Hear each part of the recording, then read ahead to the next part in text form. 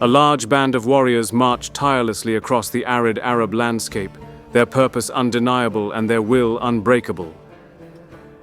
It is early morning over the rugged hills of UHUD, just north of Medina, in the 7th of Shawwal, in the 3rd year after Hijrah, March 625.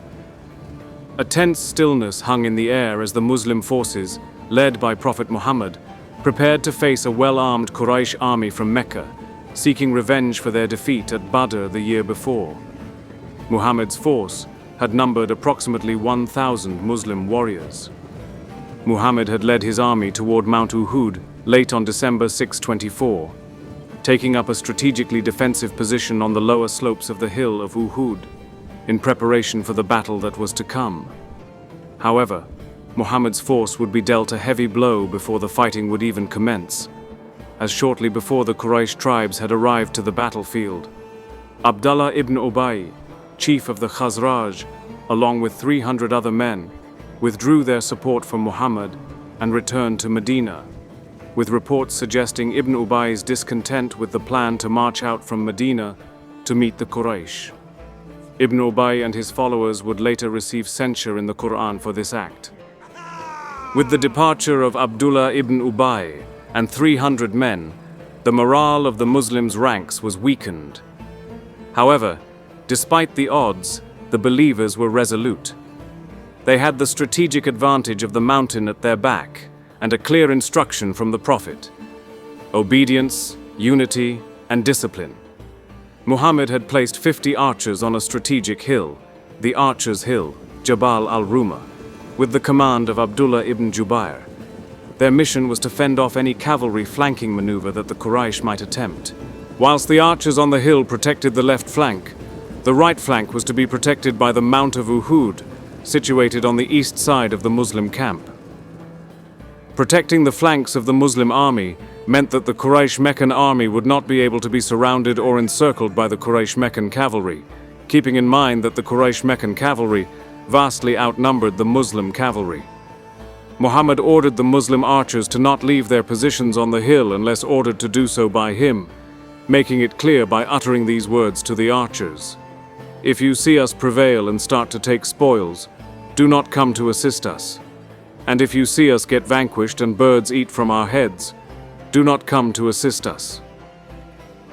The Quraysh Meccan force, some 3,000 strong, marched under the command of Abu Sufyan ibn Harb, bringing with them 200 cavalry led by a certain Khalid ibn Al-Walid, as well as 700 armored infantry, and even Meccan women to rally the men and preserve morale. Among the women was Hind bint Utbah, wife of Abu Sufyan.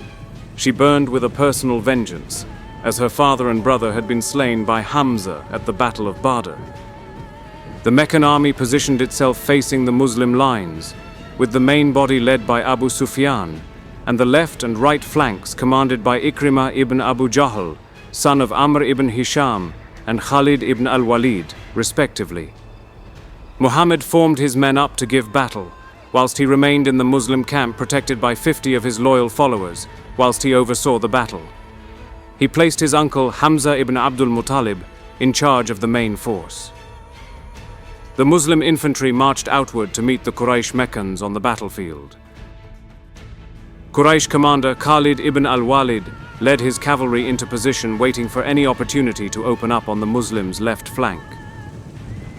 Khalid, a talented commander, knew when to seize an opportunity when one arose, hence why he had been placed in charge of such an important task.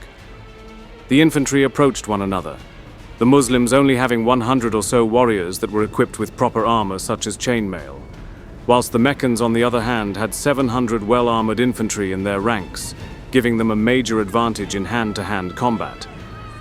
However, the skill and sheer determination of the Muslim warriors was to prove to have leveled the playing field.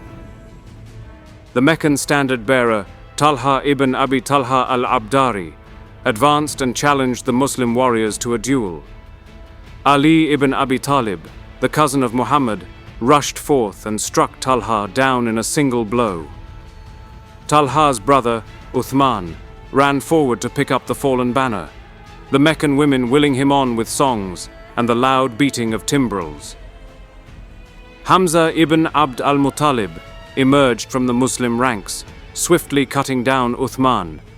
It was their family that was responsible for the Meccan army's standard bearing, and thus, one by one, Talha's brothers and sons went to retrieve the Meccan banner, and in the process were cut down one by one until they all had perished.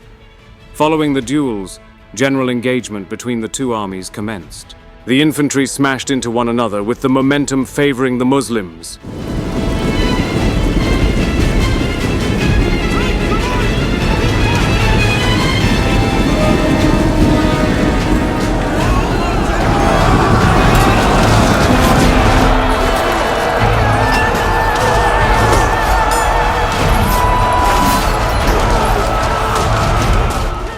With Hamza ibn Abdul Muttalib, the Lion of God, leading the charge, the Muslims initially gained the upper hand.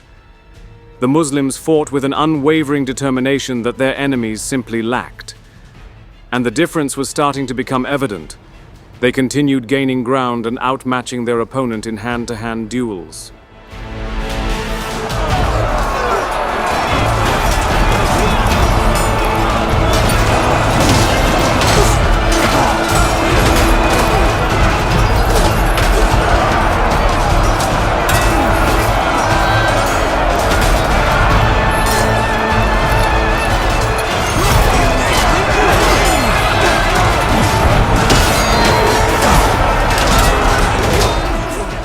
Breaking through the Meccan ranks, a Muslim warrior charged towards their camp, hoping to cause carnage to their supplies. Upon reaching the camp, Meccan women were caught surprised at the enemy in their camp and ran off terrified. Back on the battlefield, Hamza eagerly surveyed his surroundings looking for any stray Meccan warriors to duel. His sword met the bodies of a few who strayed too far from their main formation. As another Meccan warrior presented himself and began dueling with Hamza, an unseen threat lurking in the shadows awaited patiently. Washi ibn Harb, a skilled Abyssinian spear thrower, sent with a singular mission by Hind to kill Hamza. Waiting for the perfect moment, Washi hurled his spear and struck Hamza fatally. The fall of the beloved uncle of the Prophet was a devastating blow. Though many did not yet realize it amid the chaos, their commander had been slain. Fortunately for the Muslim infantry, they had not realized Hamza's faith until after the Meccan army was pushed back, and repeated attempts by its cavalry to overrun the left Muslim flank were negated by the Muslim archers. Capitalizing on the best of these early encounters, the Muslim infantry pierced through the Meccan lines, with victory appearing certain.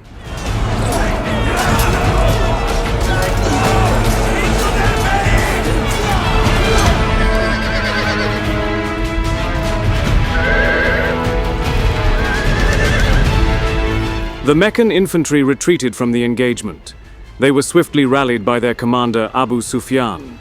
He reorganized his men as they regained their cohesion and had an opportunity to catch their breath from the heavy melee that had just ensued. With the illusion of victory all but certain, the Muslim infantry charged the Meccan camp, hoping to loot jewels and other valuables as reward for their heroic display on the battlefield. Before then, burning it to the ground, demoralizing the Meccans further with their food and water supplies having been left in their camp. However, it was the detachment of the Muslim archers, disobeying Muhammad's strict orders to remain stationary, that would shift the outcome of the battle, as most of them ran downhill to join in the advance and despoil the Meccan camp, leaving the flank vulnerable. It was reported that at least 30 of the 50 archers had left the hill, leaving only 20 left to defend the Muslim left. The brilliant Quraysh cavalry commander Khalid ibn Al-Walid needed no invitation. He seized the opportunity. He led a swift cavalry charge up the slope and attacked the remaining minority of the Muslim archers who refused to disobey Muhammad's orders and held their ground bravely. Khalid's cavalry cut down the remaining few archers. From there, Khalid's cavalry targeted and smashed into the Muslim flank and rear before retreating. Confusion ensued, and numerous Muslims were killed. With the tables now having turned on the Muslims, they swiftly tried to reorganize and reform back into a cohesive formation. However, the selfish act of the undisciplined Muslim archers had all but sealed the faith of Muhammad's army that day. Witnessing what was happening, Meccan commander Abu Sufyan, with his now rested infantry, swiftly formed his men back up into battle and closed in on the Muslim position. He knew that his army now had the Muslims trapped from two fronts.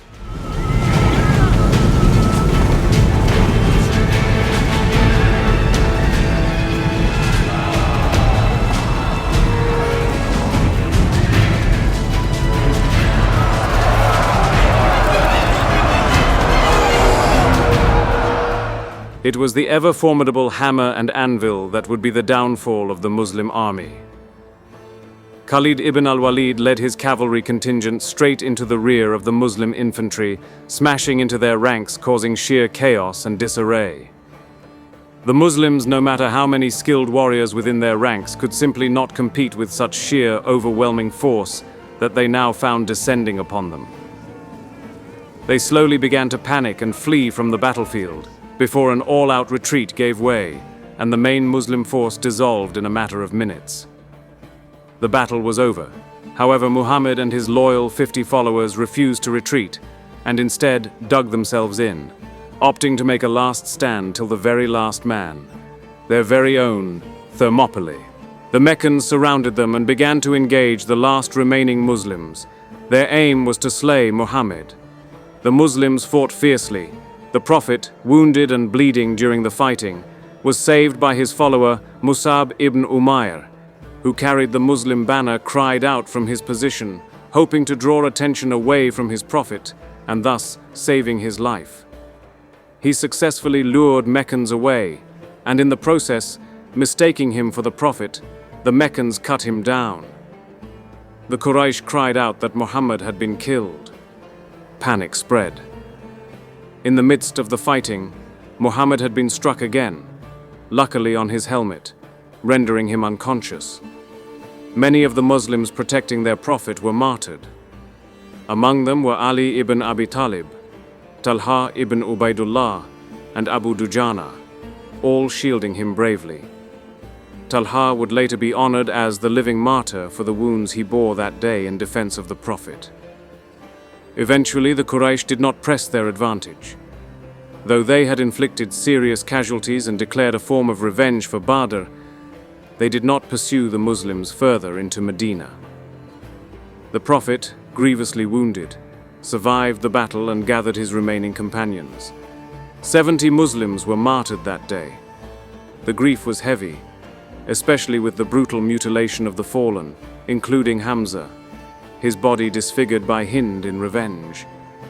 But the lessons of UHUD were profound. It was a test of obedience, unity, and trust in the messenger. The Quran would later reveal verses on UHUD, both as a consolation and a correction,